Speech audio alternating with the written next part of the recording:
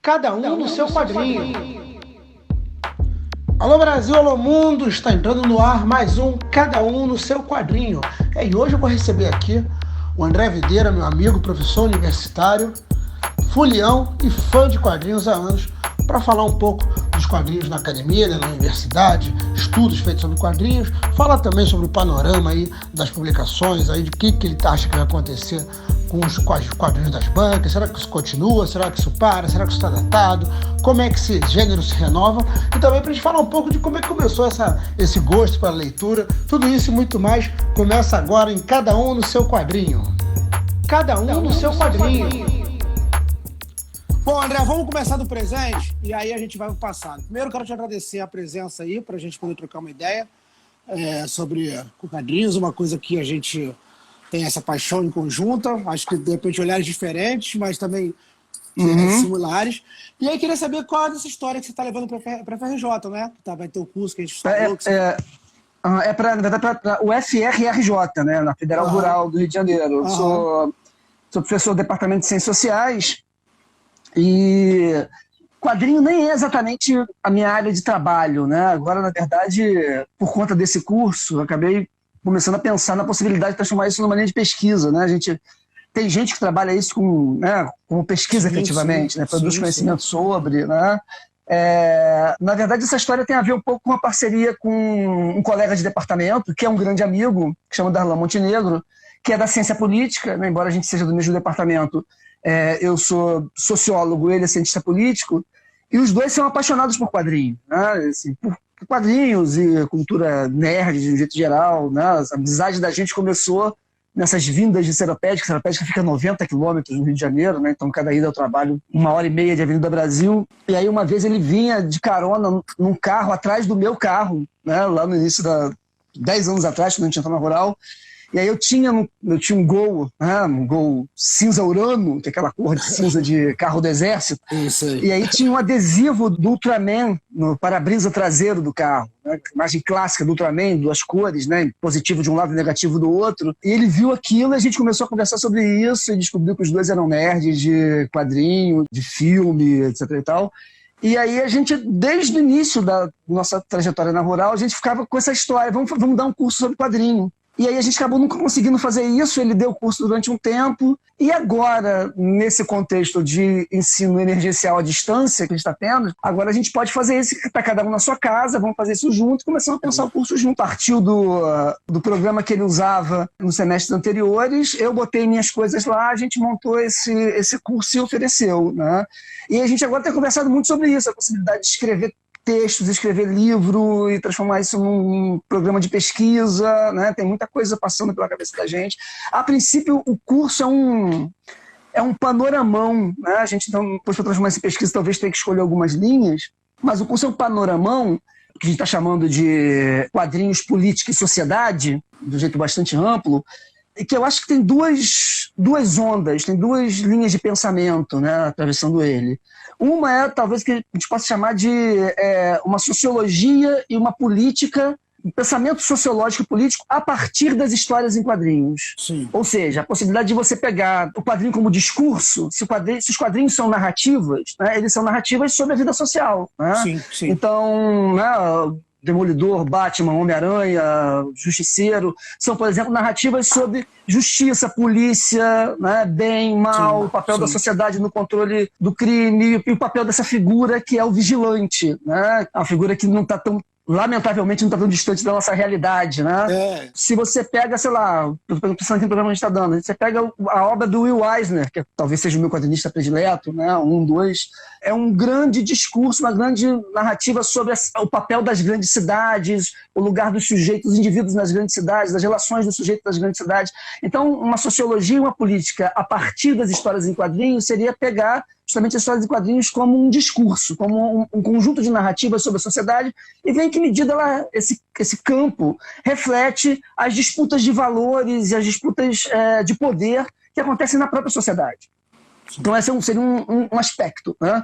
O outro seria o que a gente está chamando de uma sociologia e uma política das histórias em quadrinhos, e não a partir das histórias em quadrinhos, mas sobre elas mesmas. Porque, na verdade, os quadrinhos, mais do que um conjunto de narrativas, é um conjunto de relações. entre autores, editores, leitores, mercado, política, né? Sim. Os quadrinhos americanos têm uma história de relação com o Estado, com tentativas de controle dos conteúdos, sim, né? sim, Então, assim, os quadrinhos, mais do que só uma narrativa, um discurso, é um campo com seus agentes, com suas regras, né? Com suas disputas, com suas formas de capital. Então, nesse segundo aspecto do curso, seria não só fazer uma sociologia da sociedade a partir dos quadrinhos, mas fazer uma sociologia do próprio campo dos quadrinhos. Sim. Então, por exemplo, como nos cómics norte-americanos se dá essa disputa entre o controle da indústria e a tentativa de autonomia do autor, né? Que é uma tensão, no caso dos quadrinhos americanos, né? Que ganha muito protagonismo nos anos 80 com a emergência de gente como Alan Moore, Frank Miller, Neil Gaiman, etc. Então, o curso vai fazendo essas duas coisas, às vezes ao mesmo tempo, às vezes separando em aula. E a gente está curtindo de montão, porque aqui há semanas que eu me tranco no escritório para trabalhar, e basicamente me tranco no escritório para trabalhar significa ler um monte de coisa que eu já tinha lido há muito tempo, ler um monte de coisa nova, é muito legal. Que difícil, né, que tá a sua vida, né? O Taylor de Quarentena botou aqui assim, a personagem do jagunço é tão importante quanto o vigilante, pois o Brasil cada vez parece uma sociedade de jagunços. Eu acho que, assim, o personagem do jagunço é um outro personagem, né? Essa nossa jagunçagem, né, da milícia, etc e tal, flerta muito mais mesmo com essa figura do vigilante. Sim, né? sim. Não é à toa que os nossos milicianos se auto-intitulam, né, utilizando essas figuras clássicas do vigilantismo dos cómics norte-americanos. Né? Sim. A Liga da Justiça, né? Batman. Né? E mais do que isso, né? Acho que, por exemplo, a gente na aula sobre vigilantismo, a gente discutiu alguns personagens, né? O Demolidor, o Justiceiro, o Batman, o Sombra, mas a gente chegou, por exemplo, nessa figura que eu acho detestável em vários aspectos, inclusive no aspecto estético, que é o Doutrinador, né? Esse personagem brasileiro aí que nasceu na Guará e agora está fazendo uma outra trajetória aí. Né? Na verdade, ele não nasceu na Guará, né? Ele veio de antes, veio de Independente. Ele veio de antes. Aí a Guará brigou ele foi para Guará para tentar construir um universo lá. E que agora está dando outros frutos que esse tal de Destro, que é um negócio ainda mais tosco, né? Aí ele fundou a própria editora, que é a Super Prumo, e aí ele grava podcast e lançou o Destro. Pois é, né? Então, assim, eu acho que o personagem do vigilante, porque o jagunço está muito distante do ambiente urbano, né? Embora a gente use o termo jagunço quase como uma analogia para se referir a essa forma de fazer justiça, né? De administrar a justiça pelos seus próprios meios, por parte de algumas quadrilhas no Brasil, né? O jagunço é uma outra figura, né? O jagunço é uma figura, ele talvez esteja no nosso DNA histórico aí, mas ele é uma figura do mundo rural, né? Uma figura que está no mundo antigo, né? Assim, a figura moderna, né? Essa que combate a criminalidade urbana é o vigilante, né? Então, a figura que seduz, que ganha corações e mentes, é menos a figura do jagunço e mais, por exemplo, o Frank Castle. Sim. Né? Esse sujeito que faz o que você gostaria de fazer. Esse sujeito que, quando você lê, te dá uma espécie de descarga emocional. Né? Cada tiro que o Justiceiro do Garfienes e do Steve Dillon, né? Aquele desenho duro, né? Claro e explícito, dá na cara de um sujeito, você dá uma respirada aliviada, como se você mesmo estivesse dando tiro na cara de um bandido. Né? Então, essa figura do vigilante urbano, que teve seu nascedouro na cultura norte-americana, né, de certa maneira, foi aquilo que a gente importou. Né? E o Doutrinador, por exemplo, traz todos os elementos desse vigilante urbano norte-americano. Né? Os policiais norte-americanos vão se identificar com a figura do justiceiro, obviamente. Né? Assim, sim. O Garfienes, que é um belo conservador, que eu acho um conservador, mas é um conservador bastante criativo, percebeu isso muito claramente no arco que ele fez para o Justiceiro. Né? O modo como a polícia, né, de certa maneira, se via forçada a reprimir o Justiceiro, mas reprimia preguiçosamente. Botava né? o cara mais bundão lá Exatamente. Né? Então, assim, é lógico. É claro, né? Assim, o que eu acho muito pernicioso no caso do Doutrinador é como ele vai flertando ao mesmo tempo com esse imaginário fascista, conservador, né, violento, da polícia justiceira, miliciano, com o outro, né, da máscara de gás de junho de 2013, das manifestações, do clamor popular por uma política menos corrupta, né, e ele vai transitando ali, vai flertando com uma zona cinzenta, né, entre o movimento popular coletivo e essa figura individual do miliciano fascista. Né? Sim. Eu acho isso muito, muito perigoso. Eu acho que já ficou perigoso a partir do Homem de Ferro 2, né? O Homem de Ferro 2 tem uma narrativa muito... Aquela hora que o Tony Stark vai depor no Congresso norte-americano, que ele fala assim, pô, vocês deviam agradecer, eu privatizei a paz pra vocês.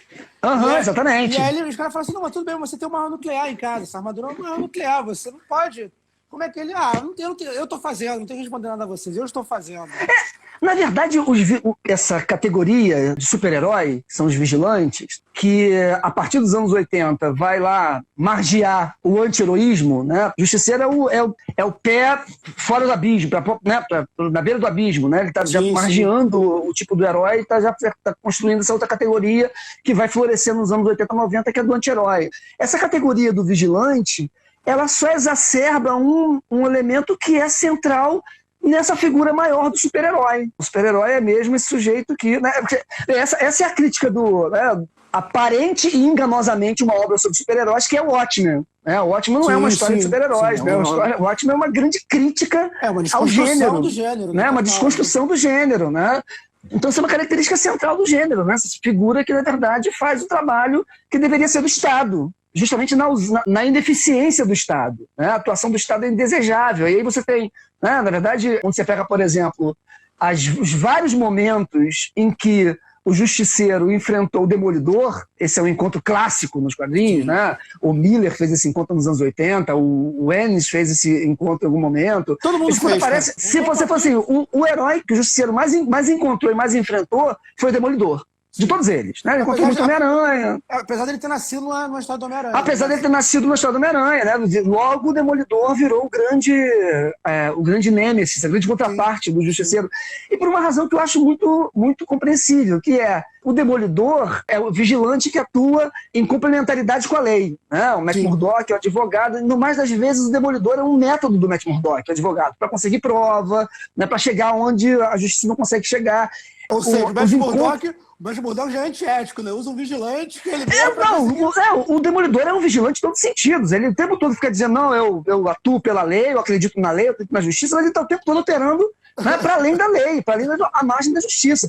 O confronto Demolidor-Justiceiro, eu acho, desloca o debate, então, da legitimidade do vigilante numa sociedade democrática para um debate em torno de quais são os limites que o vigilante pode ou não cruzar.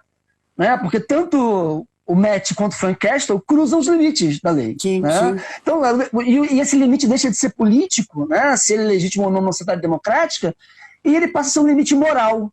Sim. Eu posso matar ou não posso matar? Porque, porra, cara, tem um negócio, uma memória minha de infância, de adolescência, lendo o classiquíssimo e fantástico Demolidor do Frank Miller, às vezes em que o Demolidor espancou o pobre do Tucão, que era um bandido fudido, negro, para conseguir informação.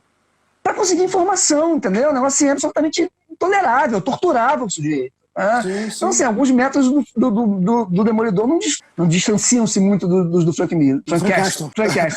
Alguém perguntou aqui sobre o Capitão Nascimento. Eu acho que o Padilha é um grande fã do Frank Miller. Eu não tenho a menor dúvida disso. Né? E o Capitão Nascimento é esse personagem que é até um subproduto dessa cultura do vigilantismo nos cómics. Cavaleiro das Trevas, né? Bem aquela figura durona. É total Cavaleiro das Trevas. Sabe? E é muito doido, né? Porque é isso, assim, é isso que você está falando. O Capitão Nascimento, no plano da ficção, é exatamente isso que você está falando lá dos policiais norte-americanos com a Caveira do Justiceiro. É como esse ideário do vigilantismo, do fazer a justiça com as próprias mãos, porque a lei, na verdade, se tornou um abrigo da criminalidade, né, e do mal, né? Tem uma noção moral de bem e mal aí. Como esses valores do vigilantismo migraram para dentro da própria força de segurança do Estado. Né? O Nascimento é isso. Né? E o sucesso que a Tropa de Elite fez, inclusive entre policiais, fala um pouco disso. Né? Sim. Eu não vi ainda a série do Watchmen, né? Mas me impressiona muito aquela imagem dos policiais todos mascarados. Né? Assim, que é um pouco o tempo todo isso. Né? Eu fico pensando assim, a gente tem nos quadrinhos, na verdade, sim, a gente tem uma bela tradição nos quadrinhos de crítica em relação a isso. Né? o Dredd, né? Eu acho que é uma puta crítica ao que acontece quando o vigilantismo toma a própria força de segurança do Estado, né? Eu acho que o martial law, num sentido mais sarcástico, né? Também é uma crítica a isso, né? Enfim, eu acho que sim, eu acho que... O problema é que às vezes a crítica, a crítica às vezes vira, a pessoa não entende que é uma crítica, né? Acha que a parada não, aquilo mesmo, não, tem que ser assim. Um aluno meu me botou num desses grupos de Facebook de quadrinhos, de nerds de quadrinhos, e é um grupo supostamente que, pô, os debates seriam mais interessantes, porque é um grupo em torno da Vértigo, um dos saudosistas da Vértigo. Cara, assim, a Nerdlândia adora o Rorschach. As pessoas adoram o Watchmen e adoram o Rorschach. Né? Acham o Rorschach um grande herói, ficam publicando memes motivacionais com o Rorschach batendo em bandidos. Então, assim, é isso, ciência. Mesmo quando você tem uma produção no campo da crítica e no campo da desconstrução, esse ideário do vigilantismo, é por isso que eu acho que é muito perigoso isso, né? Eu entendo que o Jerry Conway faça lá a sua tentativa de meia-culpa, né? Mas, cara, assim, eu acho que há uma responsabilidade social em torno dessa narrativa muito grande, né? Porque ela, de fato, seduz corações e mentes. E, no limite, ela produz Bolsonaro. Não é à toa que a gente viu nos lugares mais interior do país a figura do Bolsonaro com o Capitão América verde e amarelo. Exatamente. Não foi uma escolha toda, não foi uma escolha aleatória. Porque, na verdade, é uma coisa que sempre me chama a atenção nesses filmes recentes, né? Não soube chamar porque, assim, quando o nego anunciou Homem de Ferro 2, a primeira coisa é tu se animar, né? Tu gosta dessa parada e fala, pô, vou ver os caras no cinema, com tecnologia, né? Antigamente a gente via aqueles filmes horrorosos, anos 80, 90, aquele Capitão América lá em 1990, lá que era na Itália e tal. Só que, obviamente, eu gostei da estética daquilo, a continuidade daquilo foi me incomodando, né? Porque é sempre aquele discurso, assim, muito óbvio, muito moral, muito didático. E aí você ainda tem tudo isso incorporado pela Disney, que já incorporou tudo. Então você fica... Tanto que esse Vingadores Ultimato eu fui ver quase agora, fui ver na pandemia. Porque assim, em casa, eu falei, cara, eu não quero... Sei lá, eu falei, não tem mais essa sociedade de ver uma coisa que virou um grande conglomerado. Já era, mas virou maior ainda. E aí eu fico pensando assim, pô, a próxima geração agora vai ser toda educada pela Disney, porque a Disney tem Star Wars, tem a Marvel, tem a Fox.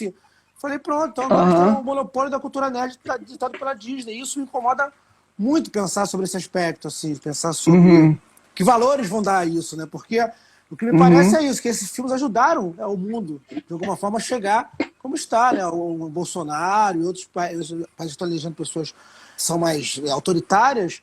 Eu acho que tem a ver com essa figura do cara que bate no peito e fala, eu baixo o alvo, que fala, eu faço, realizo, deixa comigo, sabe?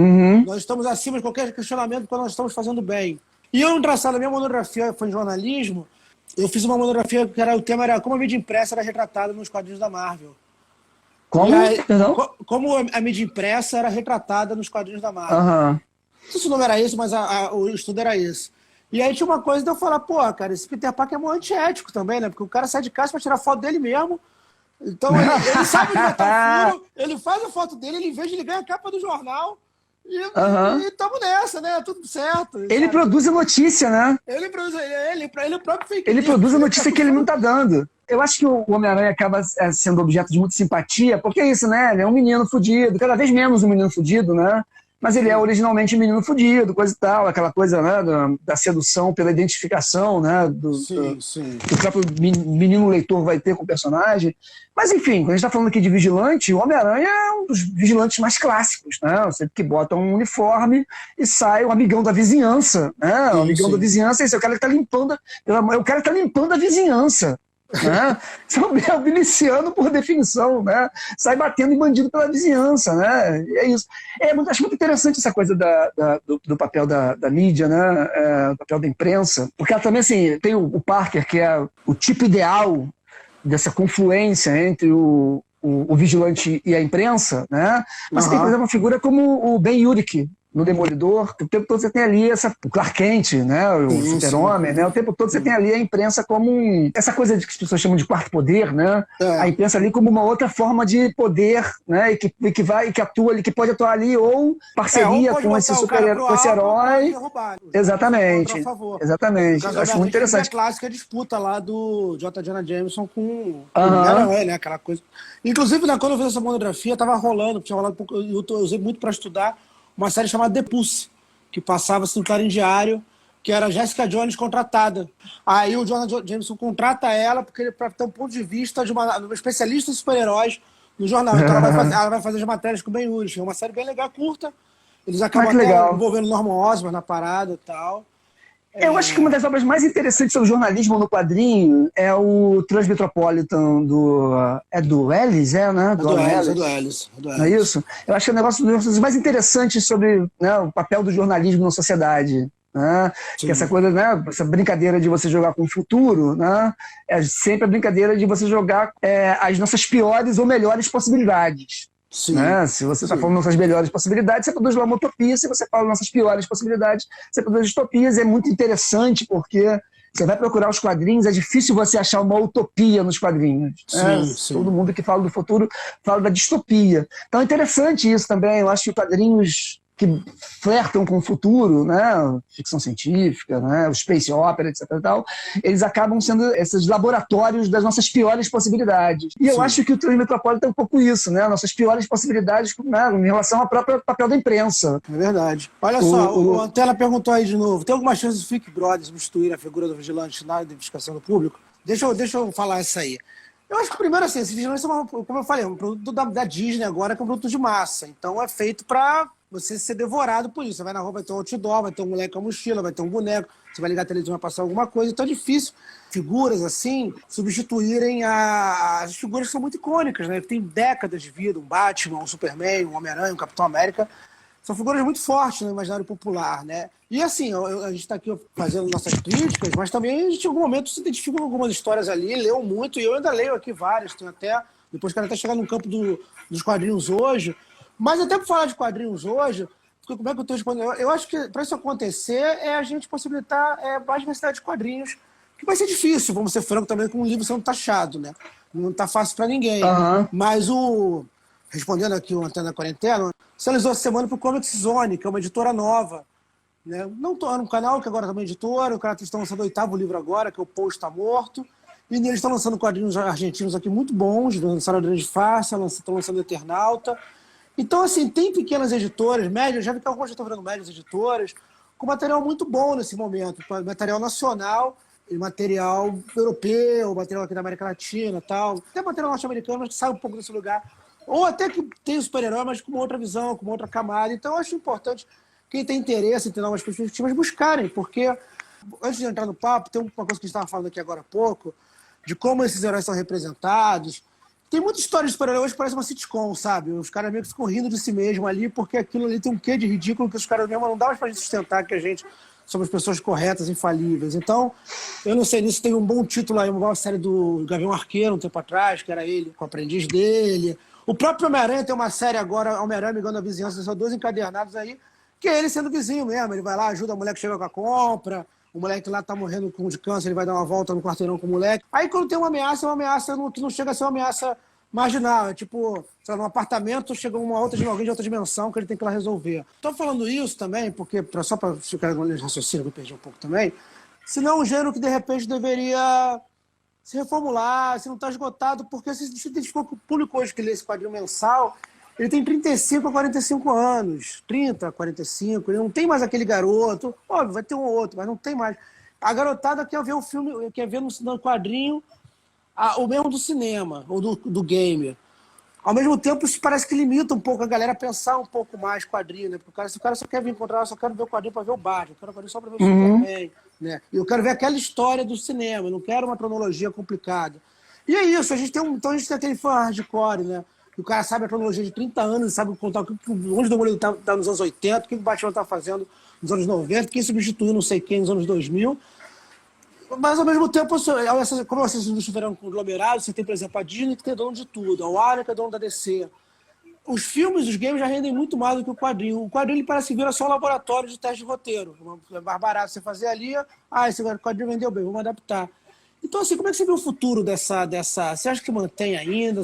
Também é uma discussão muito nova. Foi uma provocação até do Jerry Conway também, que começou isso, esse debate. Mas é um debate que rapidamente se pulverizou. E eu já vejo também a DC Comics desde o ano passado investindo em umas graphic novels, que eu até li umas 2. Então, assim, eu já fiz umas 10. Então, em 10 tem 3 que são legais, uma...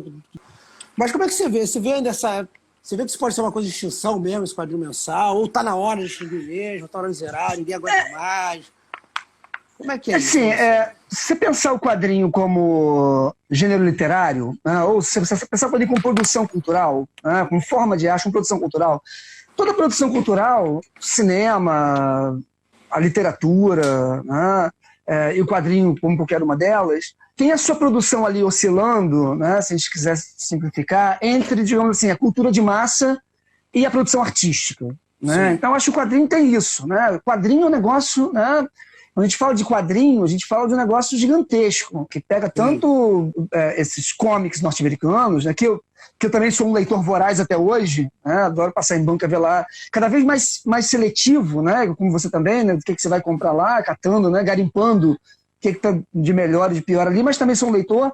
Você tem a produção de cultura de massa, né, e você tem aquilo que quer se aproximar mais da literatura, né, de uma forma de arte, etc. e tal. O que eu acho que está em crise é justamente esse aspecto do quadrinho como cultura de massa. É um pouco o que você está falando, concordo com você. Né? Eu acho que você, efetivamente, sim, independente de para onde é que foram nossos gostos de leitura, quase todos nós começamos a ler quadrinho lendo a produção Disney, Mônica, Marvel, DC, por onde a gente começa a ler, né? Porque aquilo que está na banca de jornal, aquilo que é mais barato, mas também aquilo que é mais palatável de se ler. Se a gente pensar Marvel e DC, pensar esses dois grandes conglomerados do comics norte-americanos, se produz aquilo que vende. A limitação do autor, a gente poderia dizer do autor e da autora, mas nos cómics basicamente são os autores mesmo, são os homens. Sim, né? Sim. A limitação do autor de quadrinhos nesses quadrinhos de indústria, nesses quadrinhos comerciais, é uma limitação dada, digamos assim, pela estrutura do personagem, etc. e tal, mas é fundamentalmente uma limitação dada pela linha editorial da empresa em torno daquilo que vai ou não vender. Sim. Então também, assim, quando você falar aí dos Vigilantes, os Freak Brothers, etc. e tal, né, você está falando já de outra coisa, de um quadrinho que surgiu num outro marco, que era justamente de contraposição aos valores vigentes, de tentativa de construção de contracultura. Né? No campo dos cómics, né, eu acho que o modo como esses quadrinhos flertam com certos valores disseminados na sociedade, e às vezes valores conservadores, está justamente pelo fato de que o que interessa ali é vender. Eu não acho que o Stan Lee produz personagens como o industrial que vai matar Vietcong, né, e vai construir arma para matar Vietcong, porque o Stan Lee quer fazer uma propaganda americanista e anticomunista. Ele está fazendo aquilo que não vende. Sim, né, porque vai ter apelo de mercado. Sim, né? Sim. E aí tem essa crise, né? Acho que o programa falou que videogame, etc. Tal. A gente já tem uma geração de jovens amantes de super-heróis que nunca leram uma história em quadrinho. Sim. Que não precisam ler, porque tem aí 10 anos de filmes da Marvel, filmes que são excelentes. Sim. A gente cresceu, eu tenho certeza que você, como eu, cresceu empolgado com cada vez que um super-herói dos quadrinhos era bem construído numa narrativa cinematográfica. Esse negócio... Desde o primeiro Tartaruga Ninja. Porra, não é? Assim, essa é uma história bem sucedida. É isso, assim, as notícias que a gente recebeu aí do DC Fandom, né, dessa experiência de realizar uma convenção de quadrinhos virtual, né, é que o espaço para os quadrinhos, de fato, está cada vez menor. Exato. Né? Os quadrinhos, o quadrinho vai aparecendo ali nas frestas justamente do quê? Dos filmes e dos videogames. Até porque tem uma coisa... Que às vezes tem roteiros muito melhores que os roteiros dos quadrinhos. É isso que eu ia falar, esse ponto que eu ia chegar. Eu não vi, mas os atuais jogos do Homem-Aranha, tem roteiro que há muito tempo você não vê na história, divertidíssimo, com os vilões clássicos, o Peter Parker lá falando gracinha, tal, e pulando, se movimentando. Então você acaba tendo a experiência que o quadrinho te dá, porque você tinha uma limitação, porque na verdade a gente ficava puto, né? A gente viu o Homem-Aranha pulando, fazendo aí jogar o jogo, era agora você tem roteiros intricadíssimos, então você tem desenvolvimento de personagens, né? Então, assim, eu acho que o gênero, a gente está pensando aqui em termos estruturais, e a gente nem começou a discutir a grande questão conjuntural, que é a pandemia, que está produzindo um impacto tremendo nas editoras, né? Mas aí que me dá a impressão, está produzindo um impacto tremendo em editoras, no caso do Brasil, por exemplo, como a Panini, que é justamente a editora que lida com esse mercado da produção de cultura de massa, né? Curiosamente, a gente está tendo aí nos últimos anos o florescimento, isso que você está falando, de um monte de pequenas editoras que estão produzindo quadrinhos que a gente poderia chamar, talvez numa expressão que não seria a melhor delas, porque meio estereotipada, quadrinhos de arte, digamos assim. Né? Sim. Você está falando aí do Comic Zone, que publicou aí as coisas do Osterheld, né? O Eternauta, publicou agora o Sherlock Time, né? Você tem Pipoca e Nanquim, Veneta, como é que chama aquela outra? Travessia. Eu acho que a gente pode falar que são editores que não tratam nem com morte, mas tratam com carinho o produto, porque são geralmente compostos por fãs e que sabem que estão fazendo uma coisa de muita qualidade. Eu olho, às vezes, o catálogo da Pipoca e Nanquim, eu dou uma babada, assim, de ver, assim, os títulos e o nome dos autores que estão lá. E aí, vamos lá, né? A gente falou aí de coisas que a gente gosta, de coisas que a gente... Como é que foi aí? Como é que você lembra? Qual é a tua lembrança mais antiga aí com um quadrinho na mão aí? Cara, então assim, eu acho que tem a minha lembrança mais antiga de quadrinho, né? E tem a minha lembrança do momento em que os quadrinhos me pegaram. Tudo bem, vamos nessa. São duas lembranças diferentes. Claro, né? claro. A maioria da galera que fala aí no programa fala da Turma da Mônica, etc. Eu não me tornei um leitor de quadrinhos pela Turma da Mônica. Turma da Mônica e Disney, pra mim, a minha lembrança era de coisas assim, era quase como se fosse pedra e planta. Tem revista de Turma da Mônica e Disney em todos os lugares. No salão de cabeleireiro que você vai com a sua mãe, na casa do fulano que você entra, na caixa de roupa antiga que você ganha, vem lá uma revista da Mônica, você anda na rua, você tropeça numa revista da Mônica. Então, assim, a revista da Mônica... tipo a Lua, você nasceu, já estava lá. Estava lá, sempre esteve lá. A minha primeira lembrança forte de quadrinho foi Turma do Pererê, mas eu não entendi o Pererê como quadrinho exatamente, porque, assim... Eu morava em São Gonçalo, né? Eu cresci em São Gonçalo e estudava numa escola na década de 70, numa escola municipal. E no caminho tinha uma praça e tinha sempre uma Kombi azul, cinza urano, como o meu Gol era, aquela cor do Exército. E eu acho que era uma Kombi do Exército, porque era ditadura militar, afinal de contas. Né? Sim. Eu fiz primário aí no final dos anos 70. E era uma Kombi do Exército que abria e virava uma biblioteca volante, era como se chamava. Sim. E era isso, uma biblioteca volante pública, para quem não tinha como acessar livro, no meu caso, a gente era muito pobre, e a gente passava ali toda semana e pegava um livro, minha mãe pegava um livro para mim, para minha irmã, a gente levava para casa para ler, e eu descobri o Ziraldo. Eu era um leitor voraz de Ziraldo quando criança, minha primeira memória de livro é Flix. E eu pegava o Ziraldo, e eu zerei o Ziraldo da Biblioteca Volante. A última coisa que eu peguei do Ziraldo, a última coisa que tinha do Ziraldo, era um livro de quadrinhos do Ziraldo, da Turma do Pererê. Então, a minha primeira apreensão do quadrinho foi a Turma do Pererê, quase numa continuidade dos livros infantis do Ziraldo. Né? Só que dessa outra linguagem dos quadrinhos. Numa outra linguagem. E aí, assim, cresci. Quando era moleque, a minha lembrança de comprar quadrinho meu pai era um operário, mas era um leitor de jornal, né? Um leitor contumaz de jornal. Ele comprava jornal todo domingo e comprava o dia. Né? Eu nem tive acesso a essa coisa dos quadrinhos de jornal e do suplemento dominical, né, que era muito típico do Globo, né? Porque meu pai lia o dia e demorou para o dia se sofisticar a ponto de ter uma página de quadrinhos. Era preto e branco, era preto e branco. Era Mundo Cão. E papai lia o dia, né? E aí a gente ia com o papai à banca de 15 em 15 dias, ele comprava pra gente uma vez por mês, ou 15, quando eu me lembro, acho que era de 15 em 15 dias, ele comprava uma revistinha do Pato Donald para minha irmã e uma revistinha do Zé Carioca para mim, que eram revistinhas mais baratas, né? Eram mais fininhas, a capa era do mesmo material da Folha de Dentro, nem tinha aquela capa mais... o papel couché, a capa era papel jornal também, e era fininha, baratinha, e sabe Deus por quê? Igual essa coisa, tem gente de cachorro, tem gente de gato. Minha irmã era Pato Donald e eu era Zé Carioca. Embora a gente lesse, obviamente, as duas revistas, né? Sim, então eu comprava aquilo, as edições eram quinzenais, então uma semana saía Pato Donald, outra semana saía o Zé Carioca, e de 15 em 15 dias a gente ia na banca e o papai comprava as duas pra gente. Numa banca, que era a banca do Bolinha, que era a única banca, eu acho que assim, minha apreensão do quadrinho tem muito a ver com a minha leitura do próprio mercado de quadrinhos em certas condições. Né? Era um bairro de periferia de São Gonçalo, não existia mercado de quadrinhos. As bancas de jornal não tinham quadrinho. Tinham isso. Pato Donald, Zé Carioca, Mônica, revista Manchete e os jornais. Era a banca do Bolinha. Bolinha chamava Bolinha porque era um gordinho. A banca era quase do tamanho do próprio Bolinha. Né? Ele quase que vestia a banca. Tinha pouca coisa, não tinha muita coisa. Ele podia ser um carnaval de banca, né? Você de banca do Bolinha.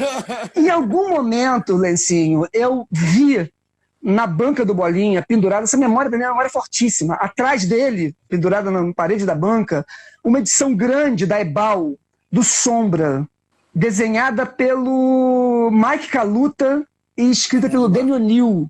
Eu guardei isso durante muito tempo, perdi essa revista, depois eu encontrei uma reedição e comprei de novo, porque eu tenho uma relação afetiva fodida com essa revista.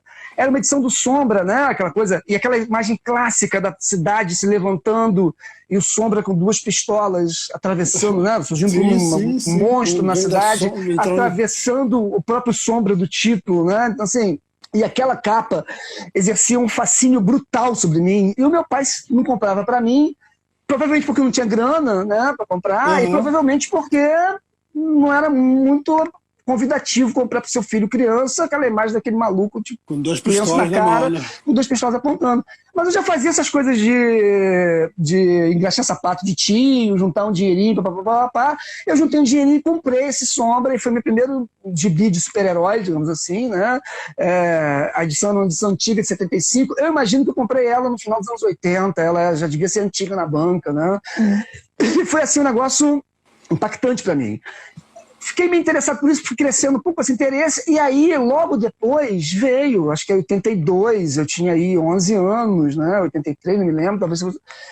foi quando a Abril comprou os direitos da Marvel e da DC e começou a publicar coisas como Heróis da TV, Heróis em Ação, Super Aventuras Marvel, né? Batman e Super-Homem. E aí, assim, a minha segunda memória é a memória da capa de um Heróis em Ação, que eram os Titãs do George Pérez correndo pela capa classiquíssima. E aí eu comecei a comprar avidamente, fundamentalmente Heróis em Ação e Super Aventuras Marvel. Que isso, né? Eu acho que foi, você está falando aí, né? Já dos anos 70, né? Eu acho que essa virada dos 70 para os 80 foi o momento que aconteceu alguma coisa de fato na indústria dos cómics norte-americanos, né? Que a gente está pegando aí reverberações.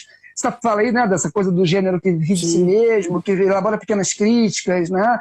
Acho que a gente ainda é herdeiro desse estrondo que acontece na indústria com os anos 80, com esses grandes autores reivindicando, de certa maneira, sua própria subjetividade nessas obras. Os Titãs do Marv Wolfman e do Jorge Pérez, os X-Men, que a gente chamava de X-Men na época, né?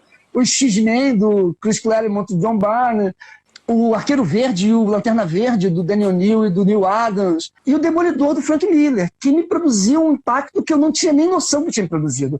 Esses dias eu achei uma bolsa com os meus quadrinhos de criança, de adolescente, que eu fazia quadrinho, desenhava historinha, trocava com os amigos, fazia editora, trocava com a editora dos amigos na escola. A coisa virou, muito engraçado quando eu falo assim, essa coisa do mercado editorial dos bairros, né? Quando eu, no início dos anos 80, sei lá, 85 talvez, passei do ginásio para o segundo grau, né, do que se chama hoje do segundo fundamental para o médio. Eu fui para o segundo grau, porque no segundo grau eu fui estudar, eu morava ainda em São Gonçalo, e fui estudar no Liceu de Niterói. E aí, meu irmão, ao invés de ir para a escola, de casa para a escola, eu descia no terminal de ônibus que ficava lá perto do mercado de peixe de Niterói e andava quase a Avenida Amaral Peixoto toda, que é a rua principal, a grande avenida do centro de Niterói. E tinha muita banca de jornal no caminho. Então, o meu caminho era muito lento, né, porque eu passava olhando muita coisa. E aí, né, assim, ao mesmo tempo que teve esse boom dos quadrinhos, dos cómics de autor, digamos assim, da Marvel e da DC, Cavaleiro das Trevas, Ronin, né? O Watchmen. Ao mesmo tempo que teve isso, tinha, por exemplo, a geração do Balão editando Circo, Angeli editando Splat com Banana, então o de Grude Nacional. Você tinha também pela editora Block, que ocupava muito espaço nas bancas, aqueles clássicos, histórias clássicas de terror, do lobisomem. Tinha também a coisa de Kung Fu, ainda tinha clássicos das artes marciais. Mestre Kim, gibi do Mestre Kim, que era na época... Aqui eu nunca fui leitor, engraçado. Não, mas eu me lembro, assim... banca, assim, no momento você vê uma banca robusta de opções. Exatamente. E aí, assim, eu me lembro de um dia que eu comprei um gibi, eu terminava minha aula e ia vigiar a loja da minha tia. Minha tia tinha uma loja de roupa no centro de Niterói, enquanto ela ia almoçar. Eu era o... substituí minha tia no almoço. E eu passei na banca e eu tinha uma graninha no bolso, não era muita, mas eu vi um gibi do Batman, em comum, que era um gibi grande do Batman, né, com o Batman voando assim, né? Comprei um gibi do Batman, né? Porque assim, é isso, assim, como eu não tinha muita notícia do que acontecia, né? Essa coisa de vídeo classe trabalhadora, classe operária, né? Assim, eu consumi o que aparecia na banca. Eu demorei muito para ser um consumidor de livro de quadrinho, né? Até o final da minha adolescência, início da minha juventude, eu fui um consumidor daquilo que passava na banca. Eu tive contato com um underground italiano e espanhol antes de ter contato com os quadrinhos franceses, por exemplo, com Moebius, com Bilal, porque em algum momento apareceu o Animal na banca, que era uma revista fundamentalmente do underground italiano e espanhol. Então, assim, eu conhecia aquilo que a banca oferecia, né? Sim. Eu comprei essa revista do Batman, né? Levei para a loja da minha tia, era uma revista mais fina do que as revistas em geral, né? Um formato maior. Comecei a ler e eu tenho uma memória clara de ler esse negócio na loja da minha tia e terminar de ler essa história e pensar assim, caralho, o que está acontecendo aqui? Era o Cavaleiro das Trevas. Eu não tinha a menor ideia do que era. Era só um gibi do Batman. E, de fato, se você se lembra, o Cavaleiro das Trevas tem 4 números, o Miller vai experimentando visualmente durante a série. No final, ele já construiu aquele Batman mais sujo, maior, né? Mais animalesco, mais cinzento. No começo da série, ele faz um Batman que era o Batman do Neil Adams. Cinza e azul, mais elegante, com elipse no meio, magrinho, bonitinho, papapá. Então a capa era aquele Batman saltando e não parecia um Batman normal. Já no primeiro número me deu essa balançada de, o que está acontecendo? E aí começou a me dar essa percepção de, bom, tem alguma coisa acontecendo nesse campo, né, que me interessa. E aí, durante os anos seguintes, eu fui um leitor voraz de quadrinhos. Né? E aí, pela banca, eu fui conhecendo as coisas que eu gostava. Me lembro que é uma época em que Garagem Hermética foi editado pela Editora Globo, em revistinha na banca. A linha de gráficos novos da Abril editava as gráficas do Will Eisner. Então, eu li o Will Eisner das graphic novels, o Will Eisner do pós-70, né, o Edifício, antes de ler o Spirit. Eu só fui saber do Spirit mais tarde. A última tentativa da Spirit foi pela Editora Globo, tem tempo, eu acho. Não saiu muita coisa. Saiu um pouquinho, mas... Saiu um pouquinho, saiu em 89. Saiu antes para uma editora independente. Acho que uns 2 anos antes do Spirit sair pela Abril. Saiu pela Abril nos anos 90, início dos anos 90. Um pouquinho antes saíram umas 3 ou 4 edições independentes, com as histórias mais antigas. Né? E aí também fui descobrir o Spirit na banca. Então foi um pouco isso, esse conhecer do que a banca ia oferecendo, né? O Antena da Quarentena está fazendo uma provocação a gente aí, Lenci. Que espaço uma HQ como Uma Vida Chinesa ocupa hoje nessa conversa sobre quadrinhos? HQs que nos mostram a vida em países distantes, têm uma função de acesso a outras realidades sociais e políticas. Eu acho que é um ganho do campo, né? Sobretudo a partir dos anos 2000. Eu acho que Persépolis, da Marjane Satrapi, é um marco nesse sentido, né? Esse momento em que essas outras narrativas subalternas, né? Essas narrativas periféricas emergem, e não é à toa que, de certa maneira, a Satrapi ou Satrapi, não sei exatamente como é que se fala, traz esse elemento com forte influência justamente nos quadrinhos underground. Art Spiegelman, né? A história de que ela era uma ilustradora, né? E aí, em algum momento, alguém falou assim, cara, por que você não faz uma história em quadrinho? E botou mouse na mão dela, ela leu Mouse, aquilo foi muito impactante para ela, e ela resolveu então fazer isso, que já é um clássico, tem 20 anos. Né? Eu acho que daí para cá a gente tem muita coisa, né? Uma Vida Chinesa, Persépolis, O Árabe do Futuro, tem uma coisa que eu acho espetacular que chama Aya de Opugon, não sei se você conhece. Coisa de nome, que é um negócio da Costa do Marfim, se não me falha a memória, Costa do Marfim, mas é um pouco assim dos destinos possíveis dessas meninas em pequenas vilas, né, da Costa do Marfim, né? Aqui a gente tem coisas incríveis, né? O Marcelo de Salete é hoje um dos maiores quadrinistas brasileiros, né? Acho que Angola Janga é um negócio, assim, Cumbi já era uma coisa muito interessante. Angola Janga já entrou para o quadrinho brasileiro. Então, eu estava pensando aí, né? Eu acho que não só como a Antena está dizendo aí, né? Assim, possibilidade que os quadrinhos, como gênero literário, como reivindicava lá o Eisner, né? Acho que um dos grandes lances do Eisner foi ser esse cara que foi vanguarda na reivindicação dos quadrinhos como gênero literário, né? Quadrinho como gênero literário não só possa ser uma janela para outras realidades. Persépolis é um negócio para se ler na história, na escola, para aprender sobre a Revolução Xiita no Irã. Né? Angola Janga, porra, nem Baus. O Thiago Ferreira, quando ele comenta o Janga, é muito engraçado que ele fala assim, e ele acho que ele é de Maceió.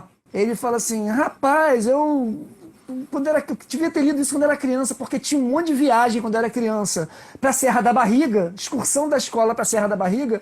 Eu não queria ir, porque eu dizia assim, o que eu perdi na Serra da Barriga? Que saco! Ele falou assim, agora eu tô aqui no Canadá e eu quero ir para a Serra da Barriga, eu quero ver onde aconteceu essa história. Pois é. Né? Porque empolgação da leitura do Angola Janga é um negócio que tem que estar na escola, né? Eu acho que o quadrinho não só com a possibilidade de você, uma janela para outras realidades, numa narrativa que, sem dúvida, assim, eu acho que é muito mais atraente para os jovens e adolescentes, né? Mas não só por isso, porque a gente está lendo, né, quadrinho aqui como gênero literário, né? Então não é só quadrinho. Durante muito tempo, o quadrinho foi a literatura para jovens e adolescentes, né? E é muito mais do que isso. Mas também isso, né? Assim, uma janela que é muito mais atraente para a juventude, né? Mas também a possibilidade de que o quadrinho, além de ser uma janela para outra realidade, seja também a janela para outras perspectivas.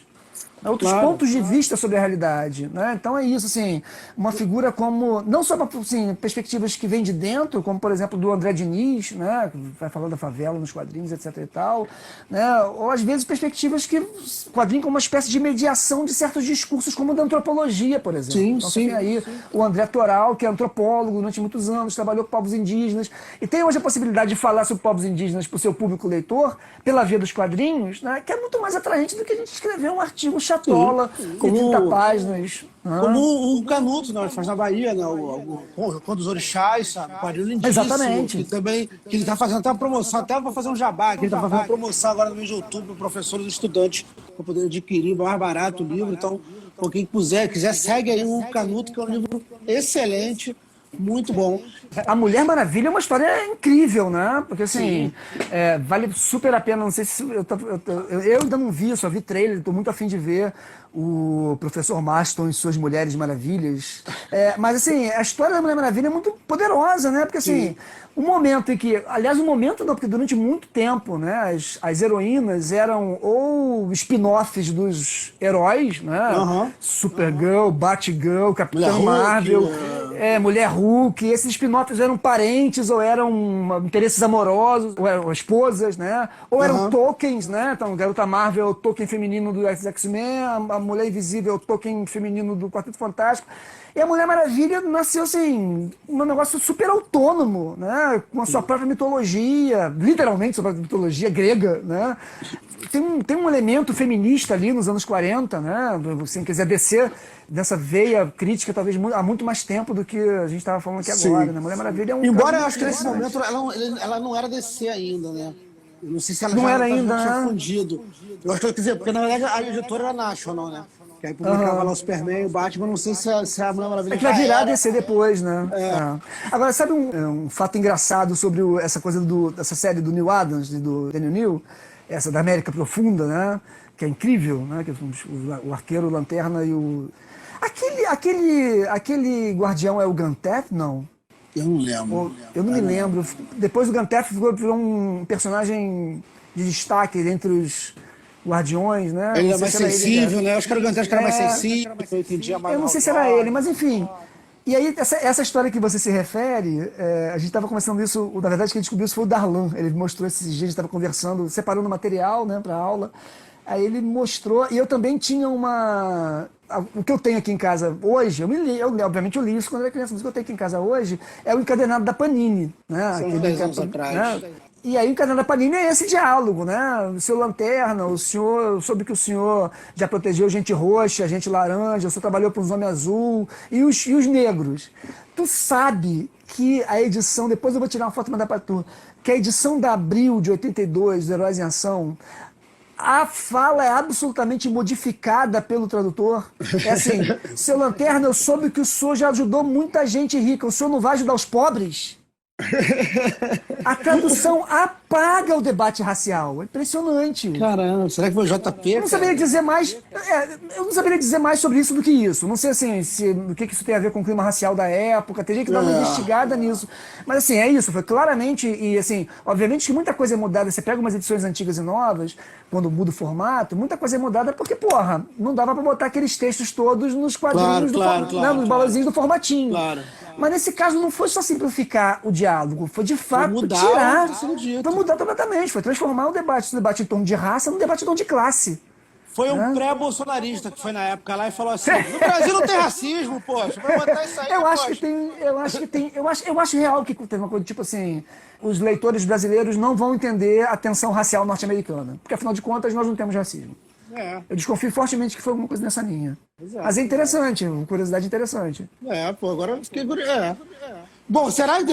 Eu tô pra ler aquele livro, tem um livro que saiu sobre a editora Abril agora. Uma editora nova chamada Heróica, eu esqueci o nome do...